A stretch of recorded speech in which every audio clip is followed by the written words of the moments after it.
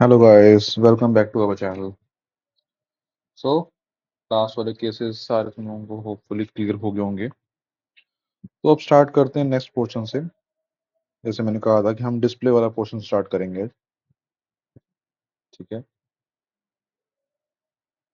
अब डिस्प्ले वाले केस में क्या मेरे पास आया, वापस अगर मैं वापस स्ट्रक्चर पे लेके आता हूँ अपने, let's start with the div. Basic div से स्टार्ट करते हैं। उस डिव के अंदर ही स्पेसिफिकेशन थी थोड़ी सी, जैसे हमें हाइट विड्थ स्पेसिफाई करनी थी। तो मैं विड्थ एक क्लास प्रोवाइड कर लेते हैं इसके लिए। तो क्लास मेंशन करवा दी, उसके अंदर कॉल कर दिया हाइट 50 VH, विड्थ 50% और बैकग्राउंड कोई भी लाइट कलर ले लो, ठीक है। ये प्रॉपर्टी थोड़ी सी इंपॉर्टेंट है, तो थोड़ा ध्यान से सुनना इस चीज को, ठीक है। अभी इस केस में क्या है, इसी डिव के अंदर हम कुछ और डिव्स भी तैयार कर लेते हैं, ठीक है। तो मैंने डिव से स्टार्टिंग करी, तो इसका नाम दे देते हैं, जैसे एग्जांपल bx1, जस्ट लाइक अ box1, ठीक है। box2 एंड box3, वो डिपेंडिंग कौन कौन सी क्लासेस कैसे कैसे यूज होंगी। अभी के लिए क्या है, तीनों को मुझे सेम हाइट और सेम विड्थ प्रोवाइड करनी है, ठीक है। बाद में चेंज कर लेंगे, वो सिचुएशन के हिसाब से होगा। जितनी रिक्वायर्ड होगी उसके हिसाब से रखेंगे, बाकी हम डिलीट कर देंगे या फिर कमेंट कर देंगे उस समय के लिए। और विड्थ के लिए मैं यहाँ पे 200 पिक्सल्स मेंशन करवा देता हूँ। बैकग्राउंड के लिए मैं अभी के लिए इसको लाइट ब्लू कलर देते हैं, और एक बॉर्डर स्पेसिफिकेशन दे देता हूँ मैं 1 पिक्सल्स। सिचुएशंस जैसी मर्जी हो, तुम लोगों को प्रॉपर्टी समझ आनी चाहिए। मेक श्योर प्रॉपर्टी समझ आएंगी तो एक बेटर ऑप्शन रहेगा तुम्हारे लिए।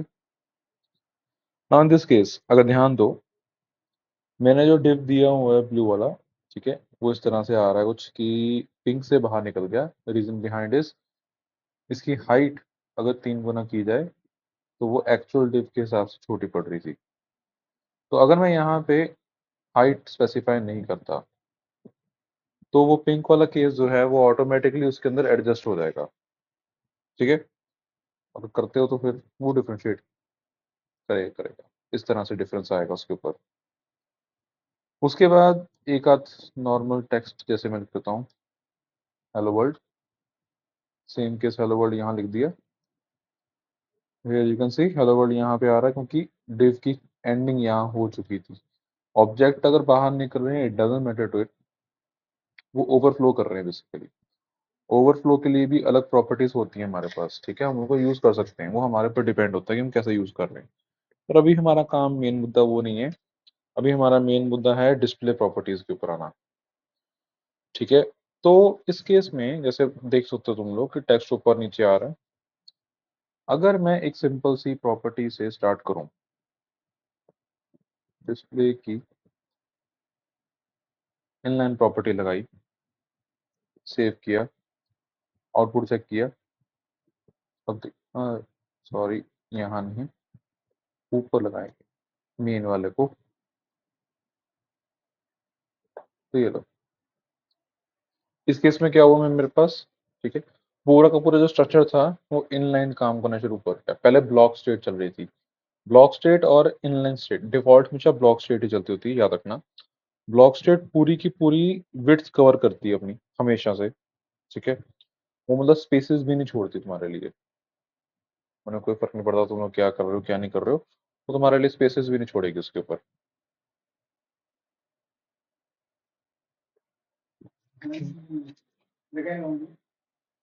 बार बार ना आया करो मेरे को थे। एक और चीज क्या थी?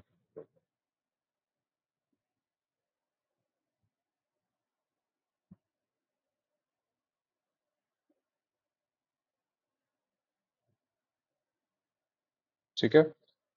तो हमारे वाले केसेस में क्या है कि मेरे को यहाँ पे, अब जिसमें इनलाइन स्पेसिफाई किया, ठीक है। अभी क्योंकि मेरे पास जो ये बॉक्सेस वगैरह थे थोड़े से, जैसे कह लो बड़े बड़े हैं, उसके अकॉर्डिंगली क्या हो रहा है, टेक्स्ट इस तरह से आ रहा है, और पूरा का पूरा जो हमारे पास पिंक कलर का डिव था वो गायब हो गया अभी के लिए। अब उसी केस में अगर मैं वापस से इसको ब्लॉक स्टेट पे ले आता हूँ, ऐसे लिखने की जरूरत नहीं होती, वो डिफॉल्ट ब्लॉक स्टेट ही होती है तुम्हारी वो, ठीक है। तो अगर ब्लॉक स्टेट पे ले आता हूँ इसको, तो वो इस तरह से काम कर रही है। अब ये क्या है, वो यहाँ पे किसी को आने नहीं देगी। मुझे वहां पे अगर किसी को डिफरेंट तरीके से लेके जाना है, मार्जिन से या डिस्प्ले की और प्रॉपर्टी से, तो वो लेके जा सकता हूँ, वो मेरे पर डिपेंड करेगा। ठीक है। अब यही केसेस को देखते हुए इसी में आती है डिस्प्ले की third property, that is none. None means delete कर देना, मेक श्योर वो ऑब्जेक्ट ही डिलीट हो जाएगा वहां से। ठीक है। जो नॉर्मली हमारे पास काम कर रहा होता है वो डिफरेंट है ब्लॉक और इनलाइन। उसमें क्या है कि ऑब्जेक्ट्स एग्जिस्ट करेंगे और उनके साइजेस चेंज हो रहे थे उसके ऊपर। ठीक है। ब्लॉक स्टेट तो पूरी की पूरी स्क्रीन कवर कर लेता था, उसके अकॉर्डिंगली जो भी तुम लोग वहां पे हाइट और विड्थ स्पेसिफाई करोगे। जो इनलाइन स्टेट था वो एक तरह से कह लो कि सिर्फ उतना पार्ट ही कवर करेगा जितना उसके अंदर कोई कंटेंट प्रोवाइड किया गया है। अगर वो कंटेंट 2 लाइन का होता है वो तो 2 लाइन की ही स्पेस लेता है, उससे ज़्यादा स्पेस नहीं लेता वो एक्स्ट्रा स्पेसिंग लेने में बिलीव नहीं करता है वो चीज़। नन वाले केस में क्या हो रहा है कि वो पूरा का पूरा ऑब्जेक्ट ही उसने डिलीट कर दिया मेरे लिए। फिर ऐसे ही केसेस पे आया मेरे पास डिस्प्ले की नेक्स्ट प्रॉपर्टीज पे, flex, the most important one. ठीक है, और सबसे ज़्यादा यूज होने वाली भी। फ्लेक्स केस में क्या होता है, वो अपने अंदर के जितने ऑब्जेक्ट्स हैं उन सबको इनलाइन प्रोवाइड करता है एक तरह से। ठीक है। तो अब उसके अंदर जितने भी काम कर रहे हैं उन केसेस में क्या हो रहा है मेरे पास कि सारे के सारे इनलाइन स्टेट्स में काम करने स्टार्ट हो जाएंगे। ठीक है। तो ये हमारी इस पे सबसे बेसिक प्रॉपर्टीज की बात हुई इस पे फ्लेक्स की। फिर ऐसे ही आती है इसके अंदर एक ग्रिड की प्रॉपर्टी आती है मेरे पास। ग्रिड केस में क्या होता है, वो हम लोग कॉलम्स वगैरह या फिर रोज डिफाइन करने में हेल्प करते होते हैं। ये हमारे ऑब्जेक्ट्स को एक बेसिक स्ट्रक्चर प्रोवाइड करने में हेल्प करेगा। ठीक है। Most of the cases grid हमारे बहुत ज़्यादा यूज होते हैं जब हम लोग कोई स्ट्रक्चर डिफाइन कर रहे होते हैं, जिसमें हम लोगों को कुछ ऑब्जेक्ट्स का साइज बड़ा करना है या छोटा करना है या कॉलम स्पेसिफाई करने हैं। तो उन केसेस में हम लोग ग्रिड वाला सेक्शन की हेल्प लेंगे मोस्ट ऑफ द केसेस। ठीक है। अब यही केसेस को देखते हुए इनको तुम लोग कंबाइनली भी यूज करो या तुम्हें यहाँ इंडिविजुअली यूज कर सकते हो। जैसे एग्जांपल, अगर तुम लोग कंबाइनली कोई चीज यूज करना चाहते हो, जैसे मैं इनलाइन ब्लॉक यूज कर लेते हैं कि इनलाइन भी रहेगा और ब्लॉक भी रहेगा। अब इनलाइन केस में क्या हुआ, ये एक्चुअल में ब्लॉक वाली प्रॉपर्टी भी कवर करेगा और इनलाइन की प्रॉपर्टी भी कवर करेगा। इनलाइन केस में क्या हो रहा था कि वो एक लाइन में लेके आने की कोशिश करेगा, मतलब फालतू साइज जो था उसका वो खत्म हो गया वहां पे, विड्थ वगैरह सब उड़ा देगा वो। पर जो ब्लॉक स्टेट थी वो अपना साइज को बरकरार रख रही है, हाइट और विड्थ वो चेंज नहीं करने दे रही। ठीक है। तो दोनों का कॉम्बिनेशन बहुत अच्छा बनता है। वही केस में अगर तुम लोग उसको डिस्प्ले की ही एक और प्रॉपर्टी ट्राई करते हैं, इनलाइन फ्लेक्स। इनलाइन भी आ गया और फ्लेक्स भी चल रहा है साथ साथ में। ठीक है। तो इस तरह से कॉम्बिनेशन सारे ट्राई कर सकते हो तुम लोग, वो डिपेंडिंग तुम्हें कैसे यूज करना है उसको, क्या तुम्हें उसकी आउटपुट में लेके आना है, उसके अकॉर्डिंग काम करेगा वो। ठीक है। अब सेकंड स्टेट पे आते हैं इसकी। अब जो ये सिंपल प्रॉपर्टीज हमने देख ली इसके ऊपर, अब इनको और फर्दर आगे डेप्थ में लेके चलते हैं।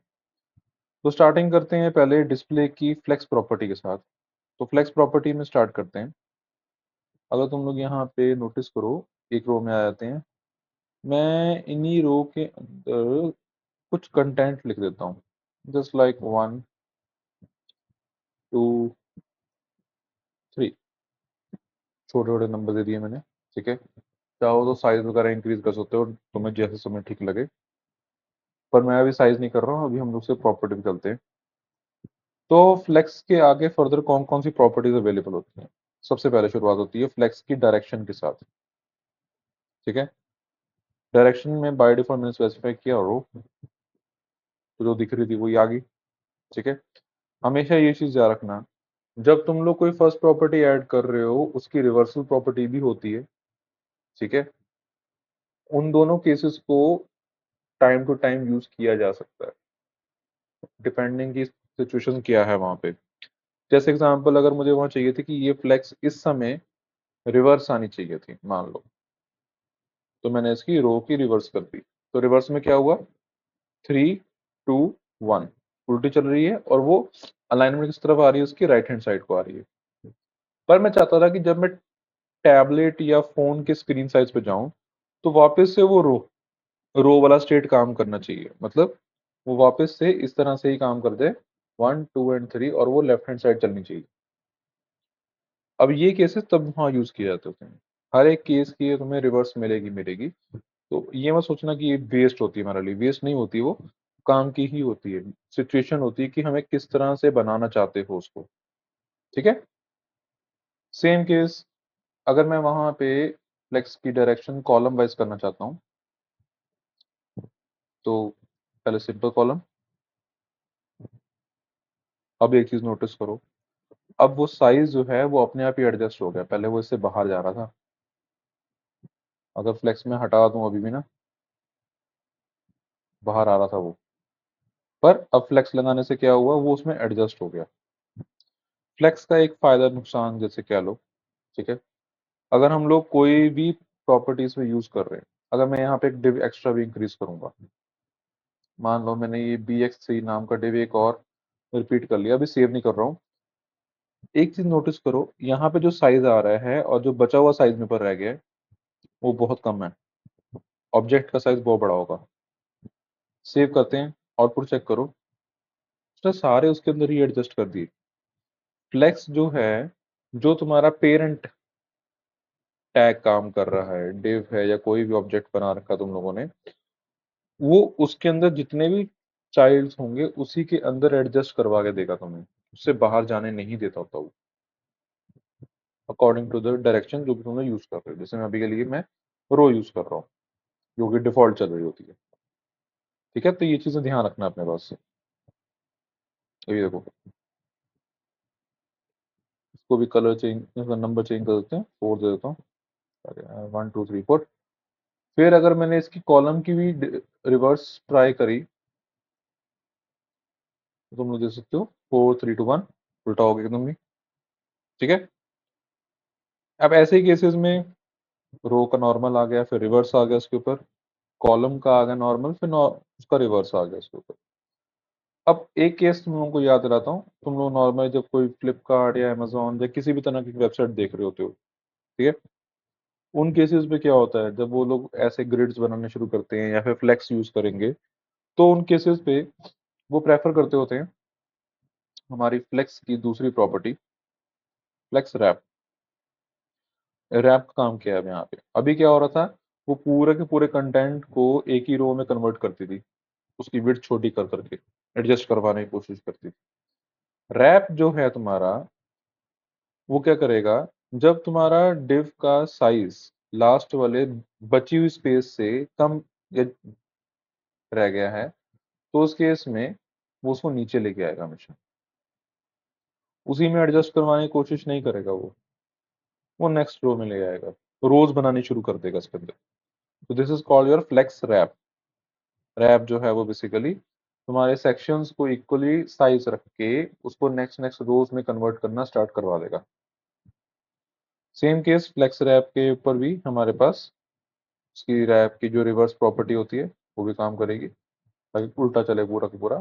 4 1 2 3, उल्टा हो गया बिल्कुल, पहली रो नीचे आ जाएगी और नीचे वाली रोज सारी ऊपर चली जाएंगी। ठीक है, फिर ऐसे ही केस में इसका नो रैप का भी ऑप्शन होता है, ये भी याद रखना। ठीक है, अगर तुम्हें किसी केस पे जाके तुम्हें रैपिंग खत्म करनी पड़ जाए किसी एक स्क्रीन पे या सिचुएशन पे जाके, तुम ये भी करवा सकते हो उसको। ठीक है, तो ये हमारे पास 3 रैपिंग प्रॉपर्टीज इसके अंदर आ जाती है। अंडरस्टूड। अब अगले केस पे आते हैं। अब जैसे मैंने यहाँ पे सेक्शंस तो डिवाइन किए हुए हैं ऑलरेडी, अब आते हैं इसकी एक और property, align items. In the case of align items ये क्या कर रहा है बेसिकली, ठीक है, दो प्रॉपर्टीज होती है मेरे पास, एक होती है ऐसे हॉरिजॉन्टली काम कर रही है, जो इस तरफ से ऐसे काम करेगी, ठीक है, और एक वर्टिकली होती है, वर्टिकली ऐसे काम करती है। तो अलाइन आइटम जो है वो मुझे वर्टिकली काम करने में हेल्प करती है अभी। जैसे एग्जांपल, इसमें एक प्रॉपर्टी लिखता हूँ मैं, एंड, सिंपल एंड लिखा मैंने। तो देखो मेरे पूरे मेन डिव के एंड पे आ गया ये। एंड को डिफाइन करने के दो तरीके होते हैं, एक नॉर्मल एंड होता है, एक फ्लेक्स एंड होता है। दोनों सेम केस ही काम करेगा, तुम कोई भी यूज कर लो उसमें। ऐसे ही इसमें एक होता है स्टार्ट का भी ऑप्शन रहेगा ऑब्वियसली, ऊपर रहे वो, जैसे डिफॉल्ट भी ऊपर रहता है, ठीक है।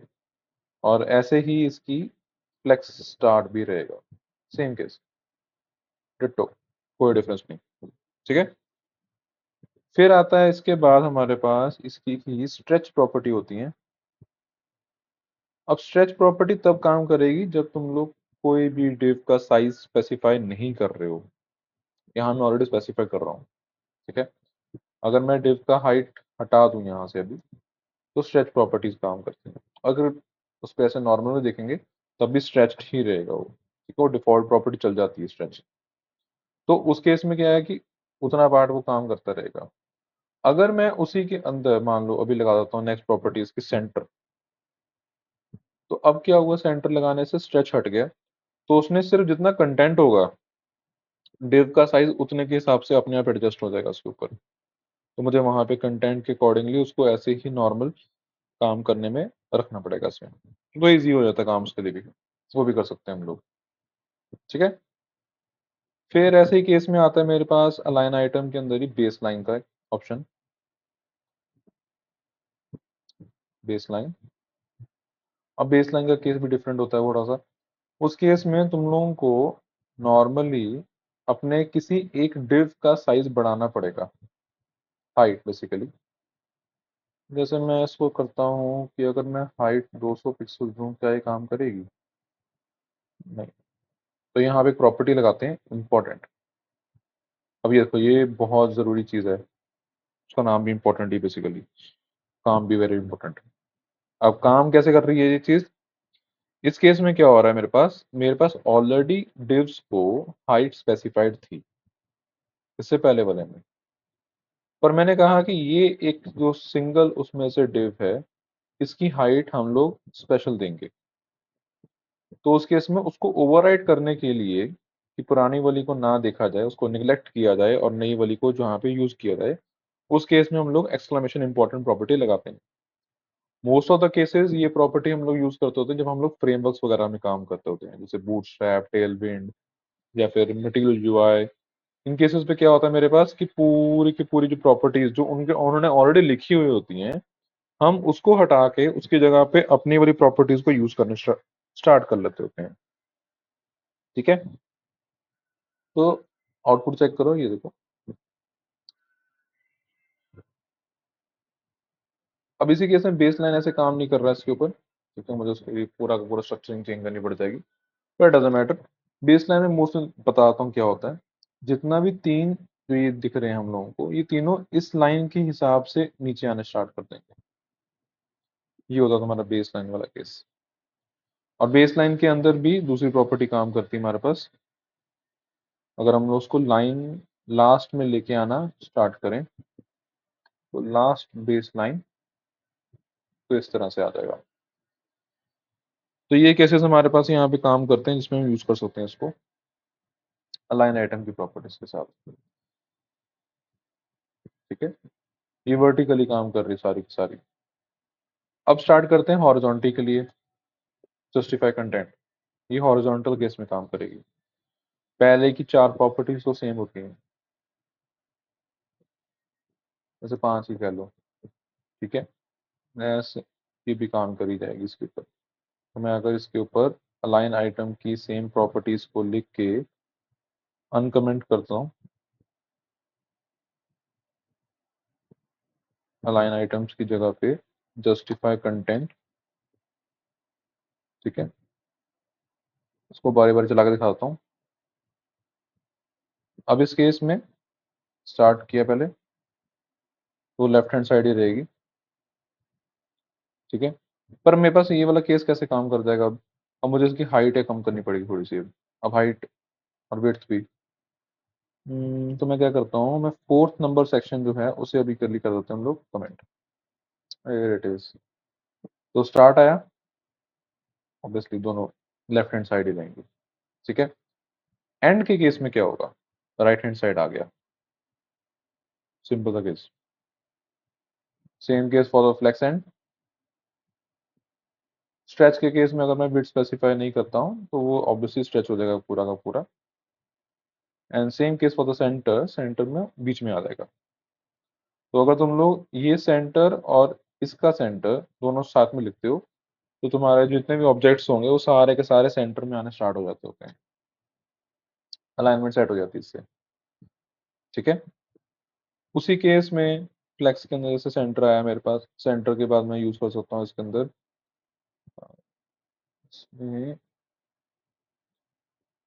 स्पेस बिटवीन, बीच में स्पेस आनी चाहिए, स्पेस अराउंड, उनके साइडों पे स्पेस रहनी चाहिए ऑब्जेक्ट्स के, and space evenly, equal space. तो इन सब से तुम लोग यहाँ पे स्पेसिफाई करवा सकते हो। तो अगर कॉम्बिनेशन ऐसे यूज करोगे तो इस तरह से बन के तैयार हो जाएगा। ये सारे केसेस तुम लोग यहाँ पे यूज करके बना के तैयार कर सकते हो इसके ऊपर, ठीक है।